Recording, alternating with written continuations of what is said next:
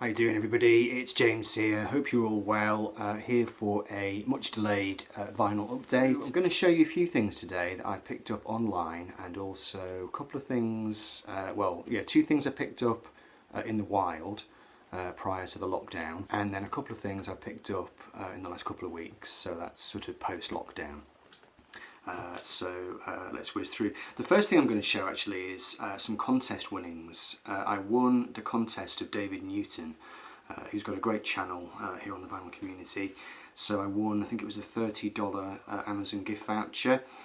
So I had a little think about what I'd like to get, and I decided to go for this. This is a reissue of Mirage by Camel. Now, I'm getting really into Camel. They're a band that I've had in my collection for many years, but I've just now properly started to, dig back through their catalogue. I'm buying some of the later albums on CD and really enjoying what I'm hearing. Obviously they're a progressive rock band, but they've got this kind of, sort of pop side to them, which I find very intriguing. Their music, it's very cleanly contoured. It's beautifully done. I've yet to hear a Camel track which has not got some kind of just well thought out, just beautifully put together musical logic to it. That's the best way I can describe it, really. Andrew Latimer is the main guy in the band, and he's a brilliant guitarist. He's a flute player, and the other chap, is it Pete Bardens, the keyboard player? Wonderful keyboard player, very sort of Tony Banks-esque kind of work that he does. And he and Andrew Latimer, they've got a real great thing going between them. The guitar and the keyboard interplay. The songs are always interesting, and I find them very sort of peaceful to listen to. This is one of the records that I didn't have. I've got 3 albums on second-hand vinyl. This is not one that I'd seen in the wild. Used to see it all the time back in the day. When I was growing up, I used to see Camel albums in record shops. I never knew anything about them, really. I probably first discovered them on the vinyl community back maybe 4 or 5 years ago. I know I picked up the Nude album, I picked up the Snow Goose and a couple of the other ones, but I'm quite excited about Camel. They strike me as being a group that I could get really into. In fact, I already am really into them. So anyway, so that was my gift to myself. So thank you, David Newton, for that prize. I'm quite pleased I entered that contest now. Check out David's channel. I'll put the link down below. This next one, again, ordered online. This was as a result of seeing a wonderful video by Dale, that's Gatefell33. He did a video on Dusty Springfield. I think he did his album rankings, maybe his top 10 favourites Dusty records. He showed this one, and I thought, right, it's time I bought that on vinyl, really. I've had it on CD for many years, we're talking at least 10 years. It's a record I really love. It's got loads of tracks on here by Randy Newman, who's one of my favourite songwriters of all time.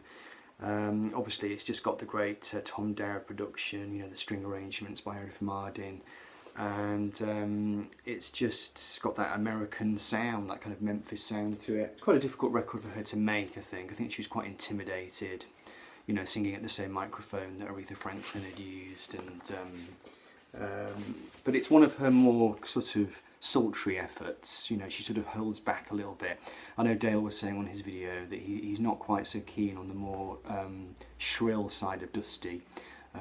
She did those big pop hits in the 60s where she did a lot of vibrato and a lot of very fast kind of warbling singing, and it was quite kind of high energy sometimes. She would have to kind of almost squeal over the sound of the musical arrangements that they did for her. But there was something about this record where the musical arrangements were more restrained, and she was able to just be herself, I think, and that's what makes it such a compelling listen. Son of a Preacher Man is probably the most well-known song off this record, but it's just an absolutely classic album, so I thought it was about time I had that.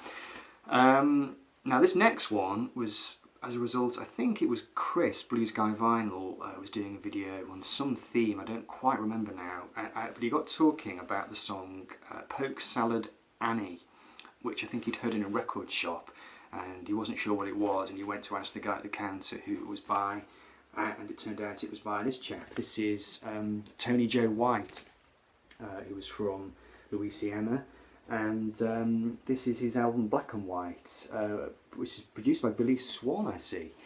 and it's got some of the Muscle Shoals musicians on here. You've got David Briggs on piano and organ, Jerry Carrigan on drums, Norman Putnam on bass, and this is a kind of very dry to the bone, sultry southern rock album. The song Poke Salad Annie is really, really funky, you know. He's got a great delivery. It's almost, well, it's very in your face kind of delivery. If you listen on headphones, I've never heard a more unadorned voice. It's just absolutely, it's just there, you know, it's completely untreated. There's no reverb, there's no echo. It sounds like he's just in the room with you. It's a phenomenal recording. Really interesting track list as well. Most of the material I've not heard before. It's got the Jim Webb song Wichita Lineman, so we'll be hearing more about Jimmy in a minute. It's also got The Look of Love on it, which is a Bacharach David song, interestingly, so that kind of takes us back to that one. I didn't know much about Tony Joe White. I looked him up. Apparently he wrote Rainy Night in Georgia, which was done by all sorts of people. It was a big pop hit, wasn't it, for, what was her name? Mine's gone blank. I'll put her name down below. I think Brooke Benton might have done it as well. Anyway, really, really nice reissue. Now, was this a music on vinyl issue? I think it was. It's on Warner's. Really pleased to pick that up. And if you haven't heard Poke Salad Annie, I'll put a link to that down below as well, so you can go and check it out, and you get a feel for the flavour of the album. Like I said, it's very crisp. You know, these Muscle Shoals musicians, you know, there's no fat to the bone at all. Everything's very stripped back, very skeletal. I'm not going to say too much about this because I'm going to do a video on this guy. This is Jimmy Webb and his classic album El Mirage, which was produced by George Martin.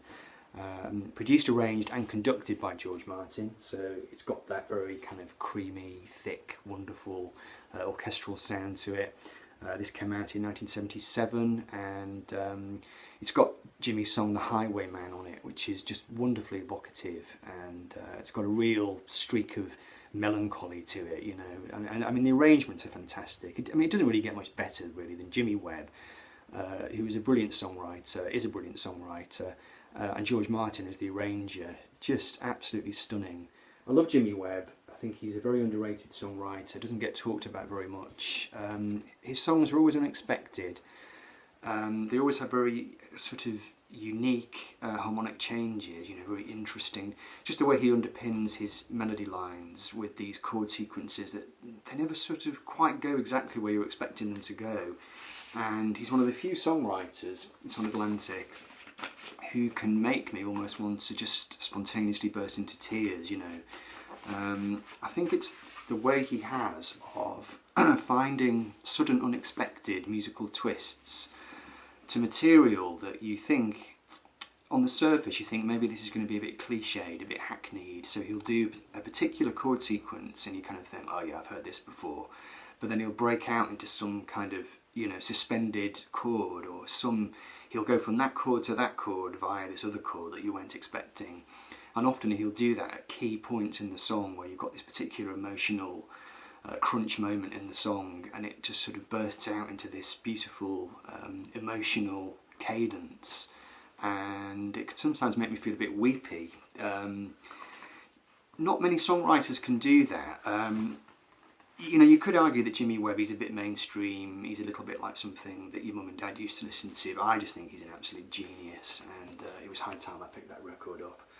Anyway, so that's El Mirage by Jimmy Webb, and there'll be a video on Jimmy coming down the line, hopefully in the not too distant future. Right, so moving on, this next one I picked up from my local antiques centre. This is going back a while now, this is probably at least 4 months ago. Found a copy of Life in a Tin Can by the Bee Gees. One of their early albums. Now what's the date on this one? It doesn't say. Yeah, really, really nice copy. You can see here there's a sort of keyhole effect there. There's a bump there, you can't really tell, but it's you know, it's got a kind of textured cover to it. And I won't spend too long talking about this because again I'm going to make another video about the Bee Gees, and I'm just going to call it something like, you know, the Bee Gees are blowing my mind. Because early Bee Gees, lots of people say this, you know, people say, oh, you know, early Bee Gees is really great. they usually say it in conjunction with saying, you know, I don't like the crap disco stuff that they did in the 1970s. I'm a big fan of that stuff as well. You know, I grew up with the Bee Gees music in the 1970s. They were part of the scenery. They were kind of just in the air. Those big disco hits were around just when I was getting into music, actually. You know, 1977, 1978, you know, they were everywhere. And but the discovery of their 60s music has been a bit of a revelation. So I won't talk too much about it now. I will try and get my act together and do a Bee Gees video at some point. South Dakota Morning, My Life Has Been a Song, just, you know, great stuff, absolutely wonderful. The Brothers Gibb. This next one also from my local antique centre, and this is just a Buffalo Springfield best of. Didn't have anything by these guys in the collection at all, so I thought I'd pick this up. Nice record, you know, I enjoyed it. It's got all their big hits on it. You know, it's got On the Way Home, which is a Neil Young one. For What It's Worth, Mr. Soul. Just a nice thing to pick up. The sound quality is not great on this, it's fairly crackly. I've done my best to clean it up, but it's still not wonderful. It's on Atlantic. But it's okay, you know, I don't mind a bit of crackle. If it's an original 60s record on Atlantic, you know, I can handle a few cracks and pops really, so that's fine. So these last two are two that I picked up recently. I think it was last week. I went down for my first trip down to Oxfam Records in Lancaster, which is where I do most of my digging. I hadn't been down there since before the lockdown, and found these two. So I was delighted to pick up finally a copy of The Kick Inside by Kate Bush, her debut album from 1978. Been looking for a good clean copy of this for a long time. I see it in the wild quite a lot, but it tends to be quite beaten up, you know, not in great condition.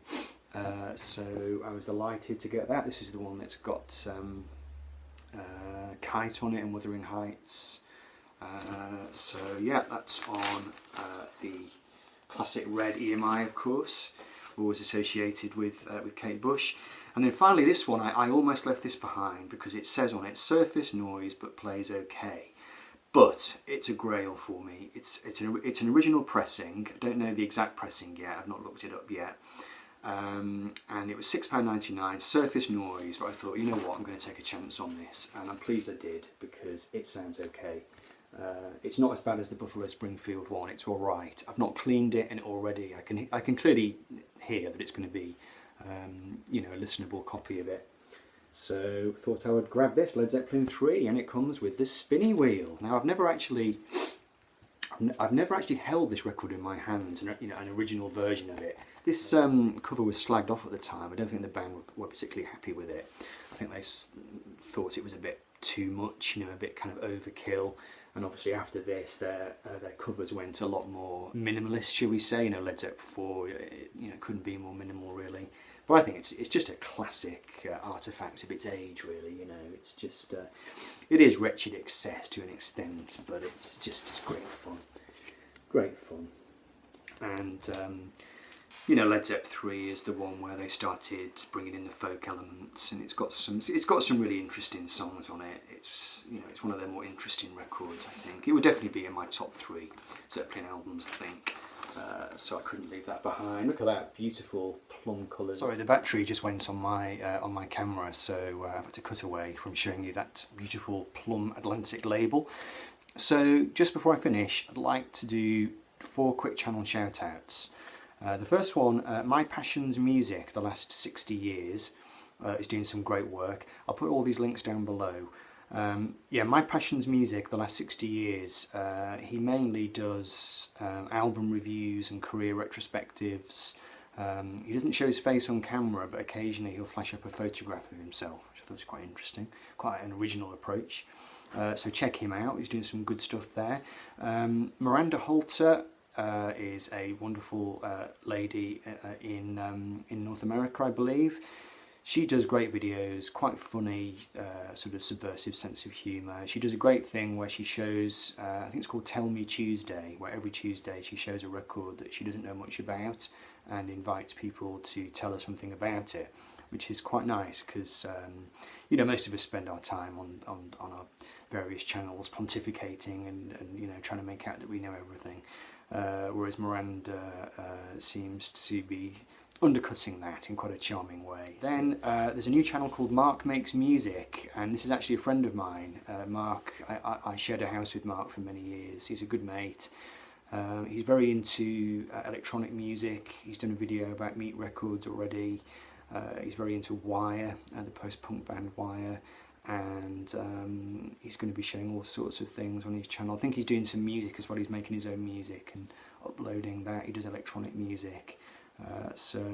Yeah, check him out, Mark Makes Music. And I forgot last time, so I must do it this time, Rob Ison. Rob's a lovely guy in the West Midlands. He does his videos from a pink attic, I believe, in his mother's house. I could be wrong. He's got great taste, Rob. He shows acid folk, classic rock, all the points in between. He's also a really good guitarist and singer as well, and he does some great videos.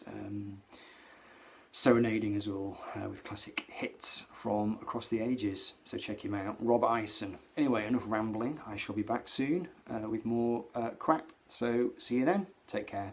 Bye bye.